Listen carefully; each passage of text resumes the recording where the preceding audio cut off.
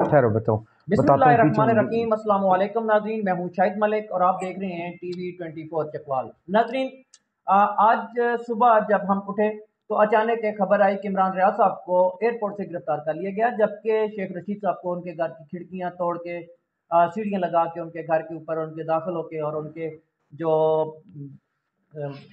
मुलाजिम थे उनको मारा पीटा गया और शेख रशीद को भी गिरफ्तार कर लिया गया।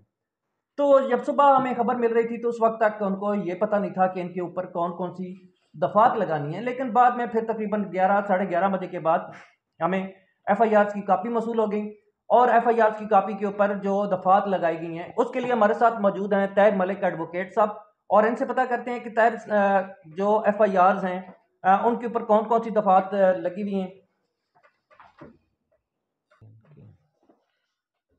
नाजरीन, तैयब मलिक साहब हमारे साथ मौजूद होंगे और इनसे पूछते हैं कि कौन सी दफात उनके ऊपर लगी हैं, कौन सी अवेलेबल हैं, कौन सी नॉन अवेलेबल हैं, और क्या ये बता सकेंगे कि उनके ऊपर कितनी सज़ा हो सकती है। सज़ा तो खैर बाद का मामला है, पहले तो ये है कि अवेलेबल हैं या नॉन अवेलेबल हैं। नाजरीन, इमरान रियाज साहब ने एक बात कही थी जिसके ऊपर उनके ऊपर पर्चा हुआ और उन्होंने ये कहा था कि हम अकेले लड़ रहे थे, और ये एफआईआर, ये पैराग्राफ जो उनकी तकरीर का था उसको एफआईआर का हिस्सा बनाया गया है और उन्होंने कहा था कि हम अकेले लड़ रहे थे, अगर मारना ही है तो यहां मारो यहां। तो नाज़रीन, ये वो है कि जहां तक मुझे लगता है कि आर्मी के खिलाफ बगावत का केस है या कुछ इस तरह का, लेकिन ये जो हमारे साथ एडवोकेट हाई कोर्ट तैर महबूब मलिक साहब हमारे साथ मौजूद हैं, तो इनसे हम पूछने की कोशिश करते हैं, जानने की कोशिश करते हैं। अस्सलाम वालेकुम ताहिर साहब। वालेकुम अस्सलाम जनाब। क्या कहना चाहेंगे, इमरान रियाज साहब के ऊपर एफआईआर है और शेख रशीद साहब को भी अचानक सुबह से उनके घर हमला करके उठा लिया गया है। हमला मीन खिड़कियां तोड़ी गई हैं और उनका ट्रेस पासिंग की गई है, तो क्या कहना चाहेंगे?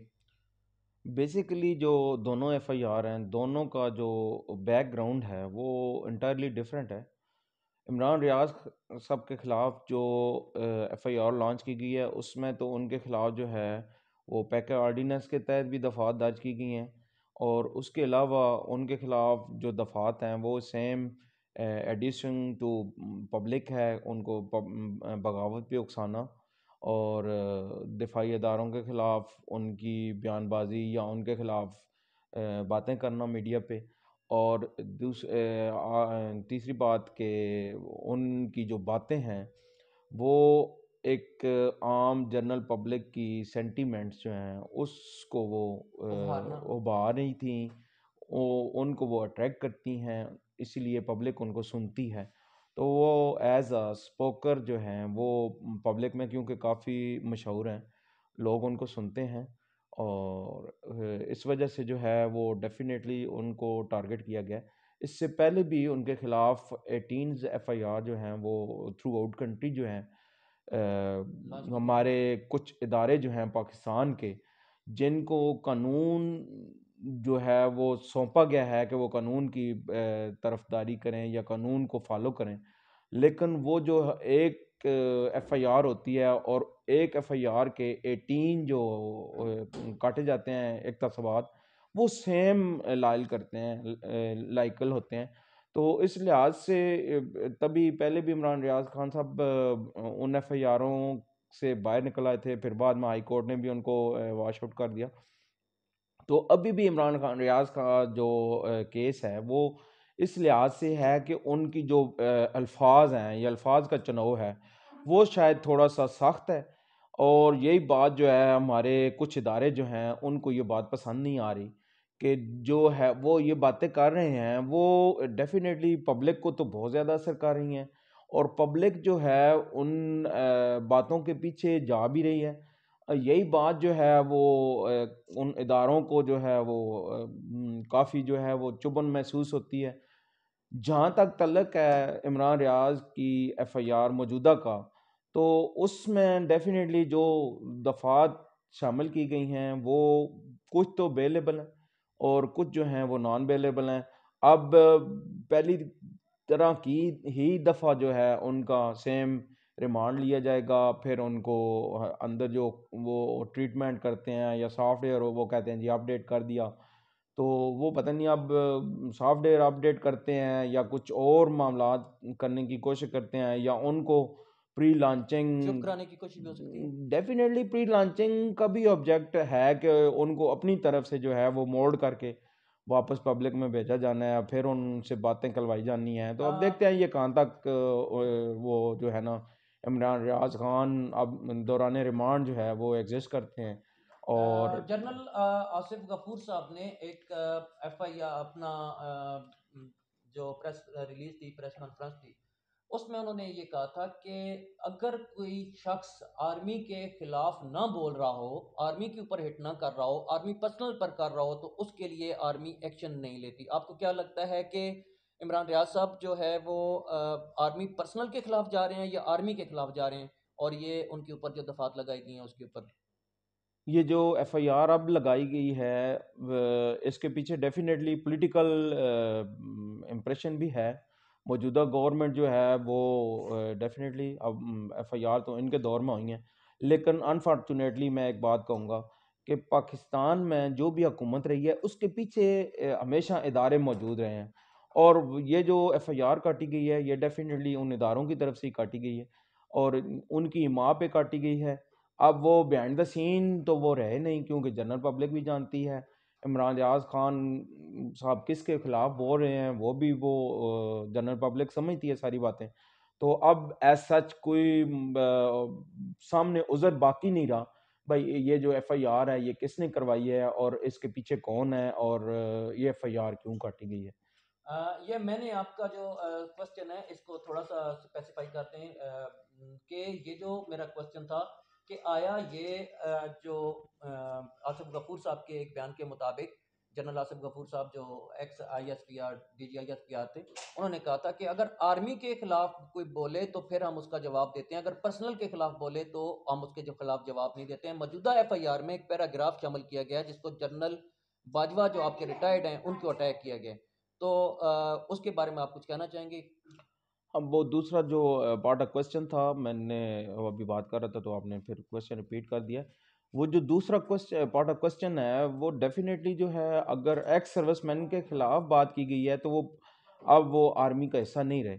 अब अगर वो क्योंकि रिटायर्ड हो चुके हैं, वो अपनी आर्मी लाइफ छोड़ चुके हैं, तो एज सच उन्होंने इदारों को टारगेट नहीं किया बल्कि एक साबका जो जनरल साहब हैं उनको उन्होंने टारगेट किया।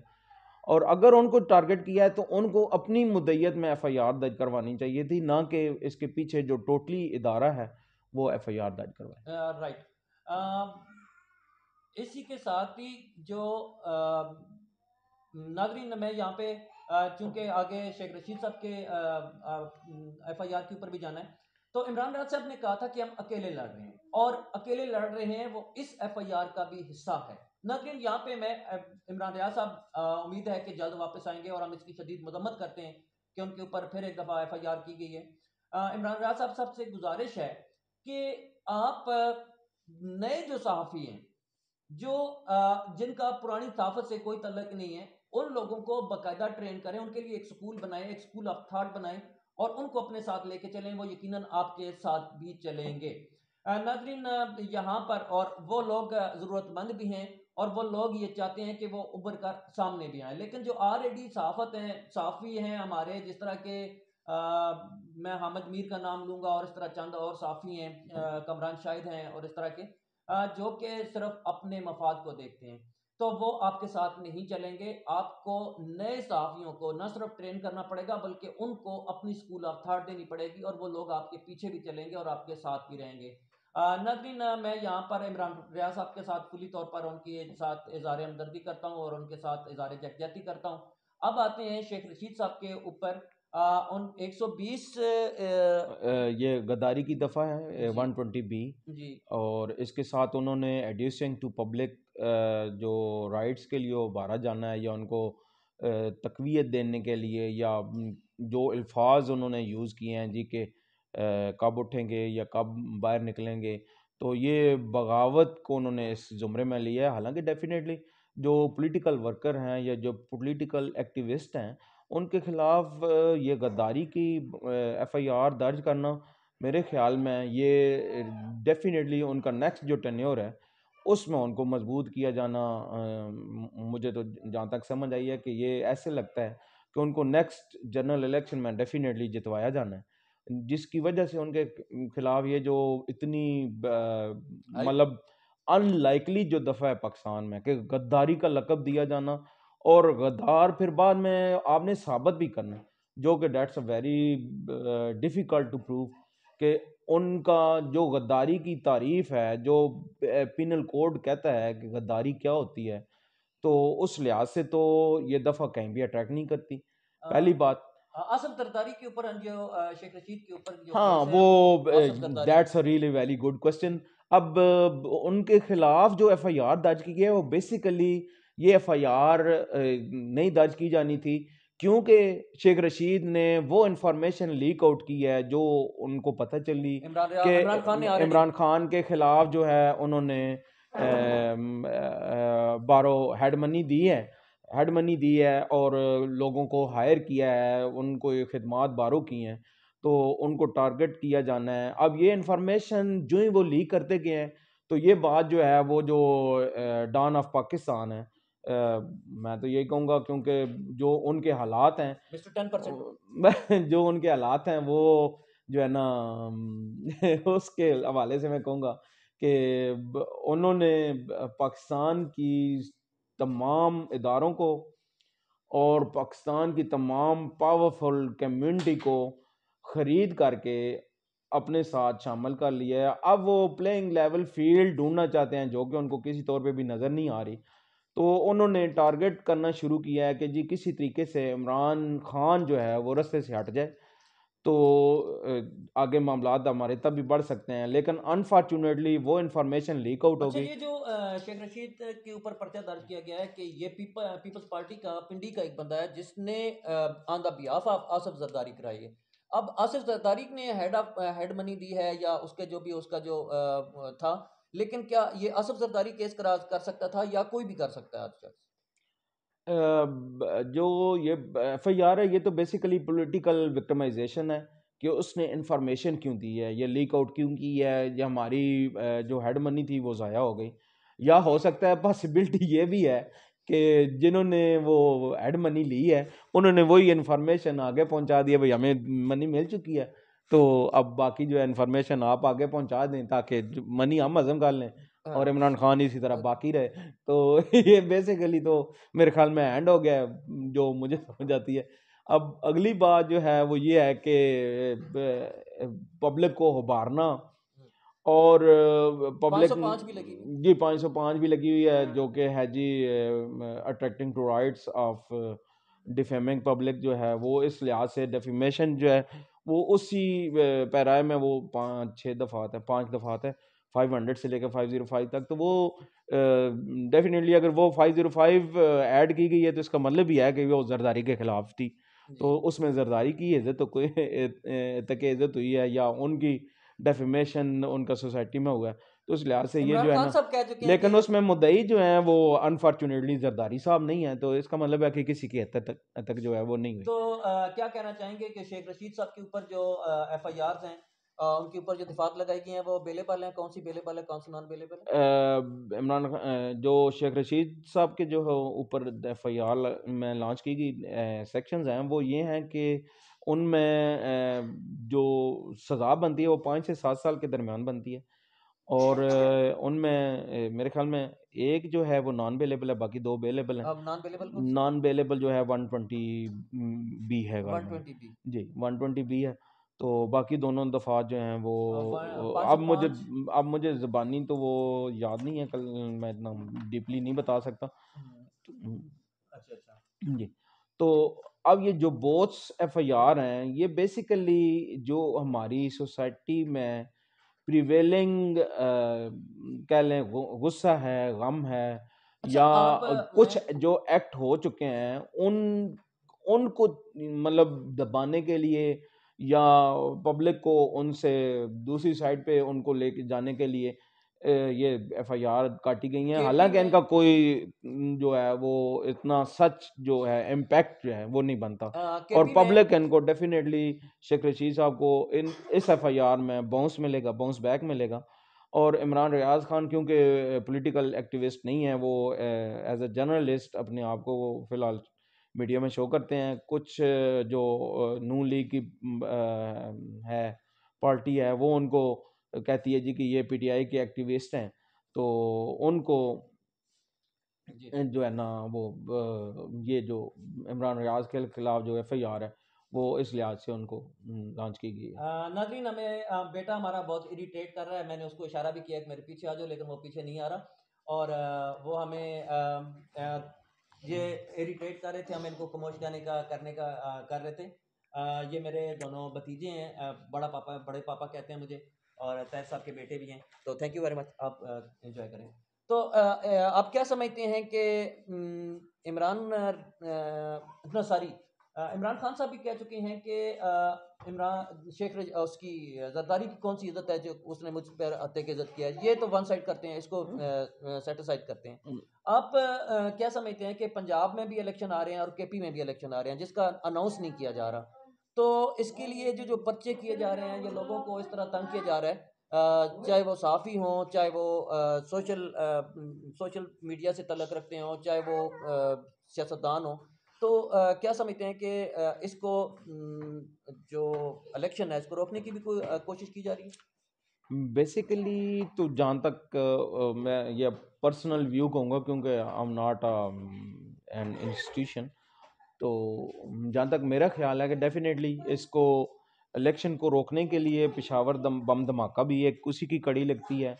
और इन जो डेट नहीं दी जा रही और कहा जा रहा है जी कि अनरेस्ट है और कंट्री के हालात कुछ इस किस्म के नहीं हैं, तो हालात कुछ ऐसे लगते हैं कि जो पाकिस्तान के पावरफुल इदारे हैं, जो पाकिस्तान की सारी सियासत को अब तक 75 सालों में होल्ड करते रहे हैं, ये उनका डेफिनेटली एक मतलब क्या कह सकते हैं आपके, उनका एक स्टांस है कि क्योंकि पावर जो है वो अब इस वक्त जो है वो पब्लिक पसंद नहीं कर रही और वो उनसे छीनी जा रही है।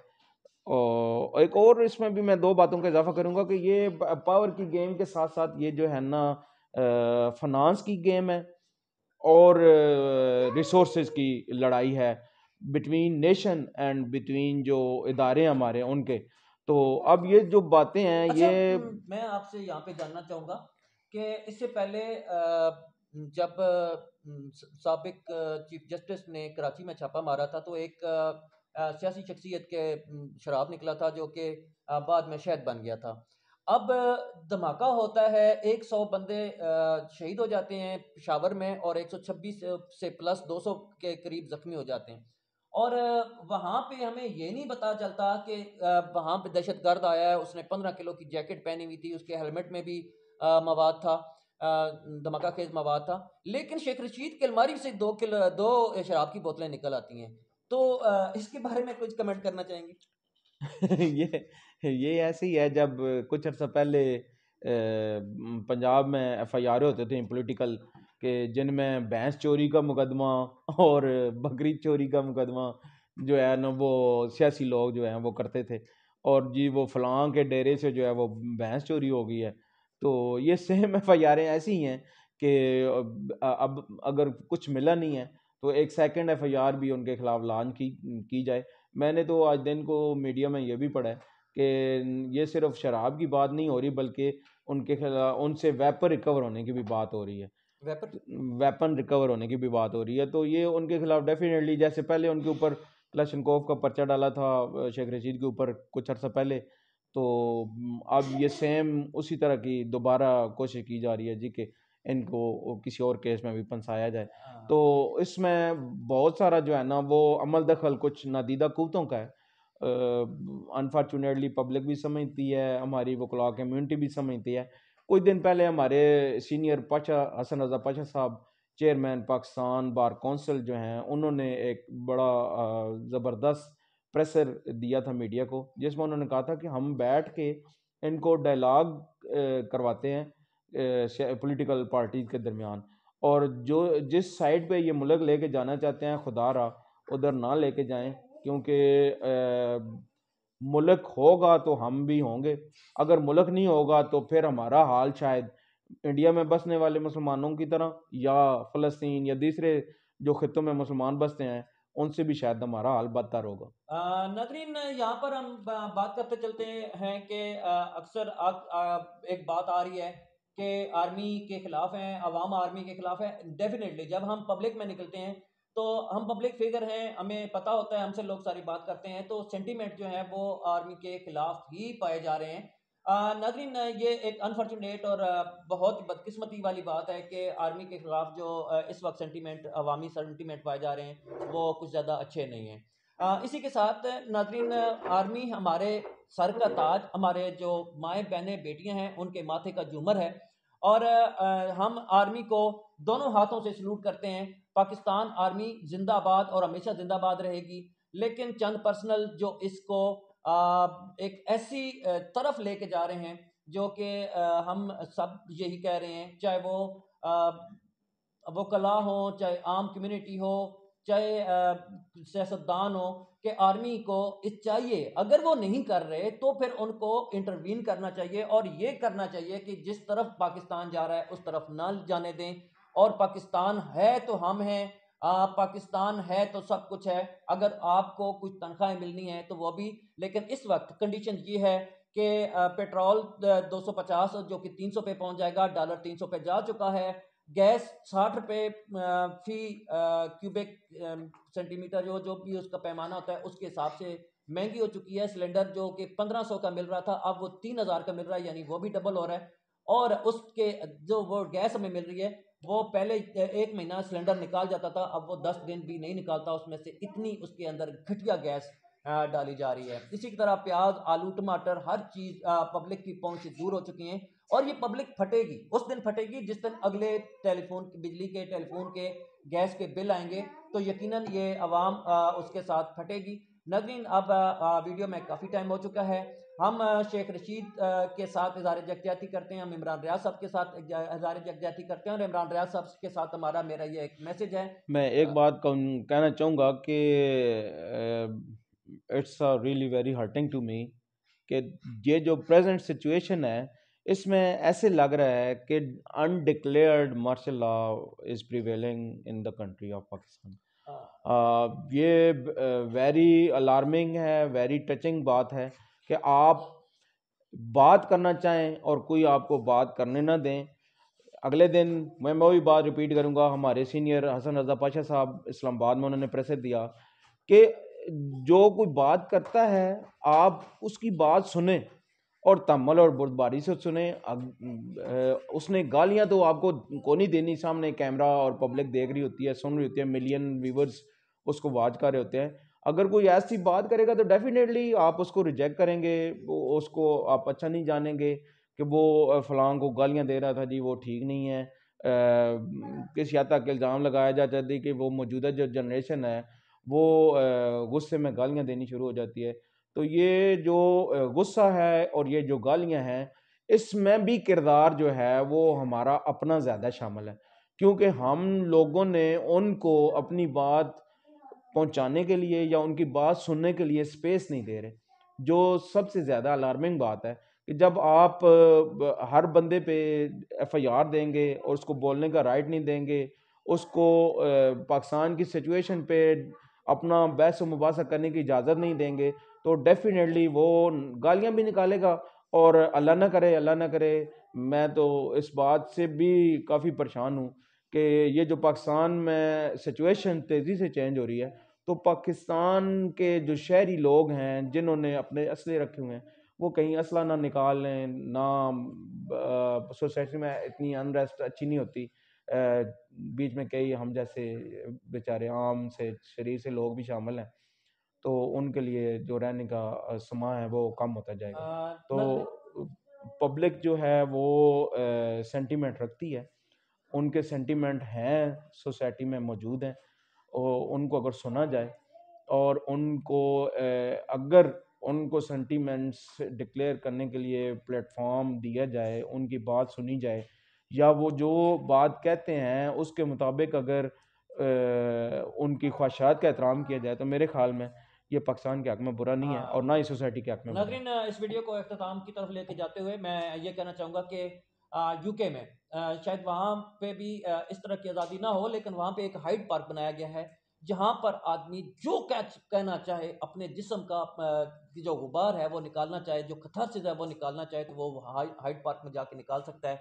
वहाँ पे आप कोई भी आप एक कुर्सी रखें, उसके ऊपर खड़े होकर आप तकरीर करना शुरू कर दें और अपना जो कैथारसिस है, अपना जो गुस्सा है, जो गम है वो निकालना चाहें। लेकिन यहाँ पर एक कंडीशन ये बन चुकी है कि हमें अपना कैथारसिस नहीं निकालने दिया जा रहा, हमें बोलने का मौका नहीं दिया जा रहा, हमें राइट ऑफ जो स्पीच है वो नहीं दिया जा रहा। तो ये यकीनन इसी तरह के पब्लिक सेंटीमेंट आएंगे। नाज़रीन, इस वक्त जो हम पब्लिकली, मैंने आपको पहले बताया कि इससे ज़्यादा जो कुछ हम कह रहे हैं, जो आपको बता रहे हैं, इससे 100 गुना ज़्यादा पब्लिक में सेंटीमेंट पाए जाते हैं।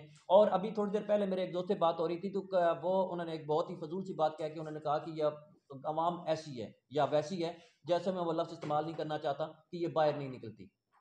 वो बाहर निकलना चाहते हैं, लेकिन जिस दिन सारे इकट्ठे हो गए, या कि जिस दिन 5-10 बंदे भी इकट्ठे हो गए और उन्होंने लोगों को मोटिवेट करना शुरू कर दिया, निकालना शुरू कर दिया, तो ये इंतहाई खतरनाक हो जाएगा। नाज़रीन, अब तक के लिए इतना ही। मिलते हैं अगली किसी वीडियो में, तब तक के लिए इजाज़त। पाकिस्तान जिंदाबाद। आपसे गुजारिश है कि चैनल को सब्सक्राइब कर लें, बेल आइकन को प्रेस कर लें, ताकि तमाम नोटिफिकेशन आपको बर वक्त मिलती रहें। Thank you very much Tahir साहब। थैंक यू वेरी मच, बहुत थैंक यू वेरी शुक्रिया। मच, बहुत शुक्रिया। अल्लाह। अल्लाह हाफिज़। पाकिस्तान जिंदाबाद।